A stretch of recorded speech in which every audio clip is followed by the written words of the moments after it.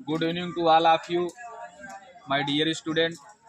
जैसा कि आज हम आप लोगों को इस क्लास 12 का बायोलॉजी से रिलेटेड गेस्ट पेपर पढ़ाने चल रहा हूं और आप सभी लोग पूरी तरह से इस क्वेश्चन को पढ़िएगा और दोहराइएगा, क्योंकि ये जो क्वेश्चन आपको दिया जा रहा है ये क्वेश्चन आपके यूपी बोर्ड पर आधारित क्वेश्चन है और इसमें से आप जितना पढ़ेंगे, ये मान के चलिए कि इसका 100% तो नहीं कह सकते, लेकिन 95% फिक्स है कि जो यहाँ आपको गेस्ट पेपर में पढ़ाया जा रहा है 95% यही आएगा। बस क्वेश्चन आगे पीछे, मोड उसका यही रहेगा। तो आप लोग जो है कंसंट्रेशन होकर के पूरी तरह से क्वेश्चन को देखिएगा। जैसा कि पहला क्वेश्चन है गेस्ट पेपर का, मादा युग्मकोद्भिद के विकास पर संक्षिप्त टिप्पणी लिखिए। मतलब मादा युग्मकोद्भिद मतलब मादा युग्मकोद्भिद का विकास किस तरह से होता है, या मादा युग्मकोद्भिद के आप जो है डिफिनीशन की बात दे देंगे तब पर भी काम चल जाएगा। फिर कह रहा है दूसरा क्वेश्चन, भ्रूणपोष क्या है, इसके प्रकार पर संक्षिप्त विवरण दीजिए। मतलब आपको भ्रूणपोष बताना है और उसके प्रकार बताना है, फिर उस पर जो है आप दोनों के बारे में लिख देना हो जाएगा विवरण। तो पहले हम चर्चा करते हैं मादा युग्मकोद्भिद पर। जैसे कह रहा है कि अधिकांश आवृत बीजी पादपों में मादा युग्मकोद्भिद का विकास एक गुरु बीजाणु से होता है। अर्थात मादा युग्मकोद्भिद का जो विकास होता है वो कहाँ से होता है, गुरु बीजाणु से। और जो गुरु बीजाणु होता है ये पाया जाता है पुष्प के अंडाशय या फिर अंडप वाले भाग में। अंडप और अंडाशय वाले भाग से किसका निर्माण होता है, गुरु बीजाणु का निर्माण होता है। फिर कह रहे हैं बीजांड के बीजाणु से होता है बीजाणु के बीजांडकाय। बीजाणु के बीजांडकाय, बीजांडकाय का मतलब होता है बीज के चारों तरफ पाए जाने वाले आवरण को बीजांडकाय या बीजावरण कहते हैं। बीजांडकाय में गुरु बीजाणु मातृ कोशिका अर्धसूत्रीय विभाजन के द्वारा, मतलब इस बीजांडकाय में जो गुरु बीजाणु कोशिका होगी इसमें क्या होगा, अर्धसूत्रीय विभाजन होगा और अर्धसूत्रीय विभाजन के द्वारा ये 4 कोशिकाओं का निर्माण करेगी। इस 4 कोशिकाओं में से 3 कोशिका क्या होता है, नष्ट हो जाती है और 1 कोशिका बचती है। और जो 1 कोशिका इसकी बचती है यही कोशिका क्या करती है, एक आधार एवं क्रियाशील गुरु बीजाणु वृद्धि एवं विभाजन करके बनाता है। उसी को कहते हैं भ्रूणकोश, जिसे हम कहते हैं मादा युग्मकोद्भिद। अगला क्वेश्चन है आपका, भ्रूणपोष क्या होता है। तो आपको एक जो टॉपिक मैंने पढ़ाया था कि इस तरह का भ्रूणपोष बनाया था और इसमें बताया गया था कि 3 कोशिकाएं यहाँ होती हैं, 2 कोशिकाएं यहाँ होती हैं, फिर 3 कोशिकाएं यहाँ होती हैं। इस तरह से 3 3 6 2 8 कोशिकी और 7 केंद्र की संरचना को क्या कहा गया था, भ्रूणपोष कहा गया था। और जो भ्रूणपोष होता है ये 2 प्रकार का होता है। एक होता है भ्रूणपोष आपका केंद्रकी भ्रूणपोष और दूसरा होता है, देखिए पहला है केंद्रीय भ्रूणपोष और जो दूसरा होता है उसे कहते हैं बच्चा कोशिकीय भ्रूणपोष। ठीक, पहला है आपका केंद्रीय भ्रूणपोष और दूसरा है आपका कोशिकीय भ्रूणपोष। जो केंद्रकी भ्रूणपोष होता है इसमें केंद्रक से विभाजन होता है और विभाजन होकर के इसकी कोशिकाएं जो होती हैं 4 भागों में बढ़ जाती हैं, इसे हम केंद्रीय भ्रूणपोष कहते हैं। और इसमें क्या होता है, इसकी कोशिकाओं से विभाजन होता है, इसे कोशिकीय भ्रूणपोष कहते हैं। सबसे खास बात यह है कि जो केंद्रकी भ्रूणपोष होता है इसमें कोशिका भित्ति नहीं पाई जाती है, लेकिन जो कोशिकीय भ्रूणपोष होता है इसमें कोशिका भित्ति पाई जाती है। क्लियर? इसमें कोई संदेह किसी को, अगर कोई डाउट हो तो आप पूछ सकते हैं। बस क्या लिखना है, 7 कोशिकी 8 केंद्र की संरचना वाली कोशिका को क्या कहेंगे, भ्रूणपोष कहते हैं। ठीक, जो भ्रूणपोष होता है 2 प्रकार का बच्चा, एक केंद्रकी भ्रूणपोष होता है, दूसरा कोशिकीय भ्रूणपोष होता है। ये जान लीजिए कि ये सब क्वेश्चन जो है एकदम श्योर है कि अइबे करेगा बोर्ड में, या तो भ्रूणपोष पूछे या तो फिर भ्रूणपोष के प्रकार पूछे। अगर भ्रूणपोष पूछता है तो आप बताएंगे 7 कोशिकी 8 केंद्र की संरचना को भ्रूणपोष कहते हैं।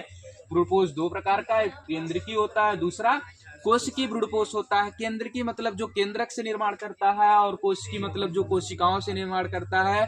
बस डिफरेंस इन दोनों में बालक यही होता है कि जो केंद्रकीय भ्रूणपोष होता है इसमें कोशिका भित्ति नहीं पाई जाती, लेकिन जो कोशिकीय भ्रूणपोष होता है इसमें कोशिका भित्ति पाई जाती है। ठीक।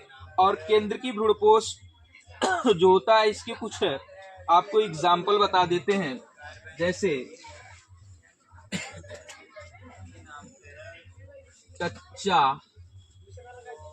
नारियल, ये जो होता है आपका केंद्रकीय भ्रूणपोष का एग्जाम्पल है। और जो कोशिकीय भ्रूणपोष का एग्जाम्पल है वो है आपका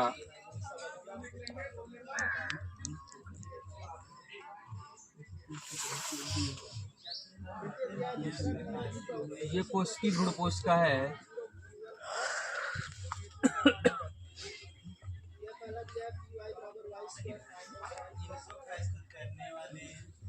बिलर्सिया।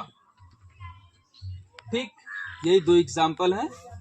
बाकी आप फिर एक बार इसको दोबारा जो है पढ़ लीजिएगा। अगर इसमें कोई दिक्कत और होती है तो फिर आगे बढ़ेंगे।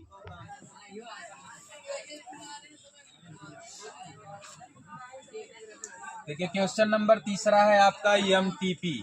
और एमटीपी का पहला पूछा जाता है कि इसका पूरा नाम क्या। तो इसका पूरा नाम है मेडिकल टर्मिनेशन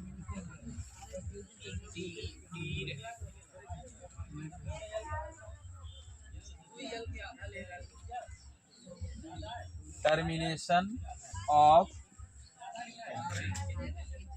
प्रेगनेंसी। ठीक है, जिसकी हिंदी होती है सगर्भता चिकित्सा समापन। देखिए एमटीपी ज्यादातर इसे जो है यही पूछता है कि सगर्भता चिकित्सा समापन क्या होता है। तो आप जान जाइएगा कि एमटीपी का मतलब यही है कि जो बच्चा है, ये बच्चा माँ के पेट में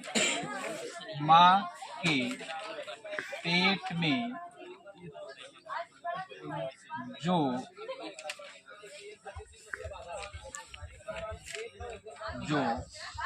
पल रहा है वह समय से पहले उसका विनाश या नष्ट कर दिया जाए।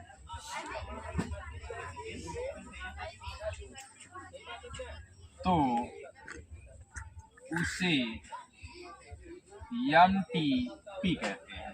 कहने का मतलब है कि माँ के पेट में जो बच्चा पल रहा है समय से पहले उसका विनाश कर दिया जाए या फिर उसे नष्ट कर दिया जाए, तो उसी को एमटीपी कहते हैं। आप इसे और स्टैंडर्ड लेवल में लिख सकते हैं कि मादा के शरीर में भ्रूण हत्या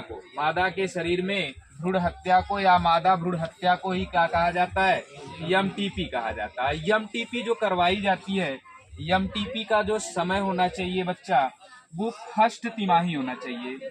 ठीक है, अगर आप फर्स्ट तिमाही में एमटीपी करवाते हैं तो इससे जो होता है, जो आपका जच्चा होगा, ये जच्चा और साथ ही साथ बच्चा, ये दोनों क्या होते हैं, सुरक्षित रहेंगे। मतलब माँ और बच्चा दोनों सुरक्षित रहेंगे। यदि समय ज्यादा बीत जाता है तो उसमें जो एमटीपी होता है वो खतरनाक सिद्ध होता है, माँ के लिए घातक सिद्ध होता है। इसीलिए सन 1971 में हमारी सरकार ने यह निर्णय दिया कि भाई अब एमटीपी पर क्या किया जाए, रोक लगाया जाए। इससे ज्यादातर क्या होता था, मादा भ्रूण हत्या होता था। और इस मादा भ्रूण हत्या को रोकने के लिए जो है सन 1971 में सरकार ने ऐसा प्रावधान बनाया कि यदि जो व्यक्ति इस तरह की घटना करवाता है उसे कानूनन क्या किया जाएगा, जुर्म किया जाएगा।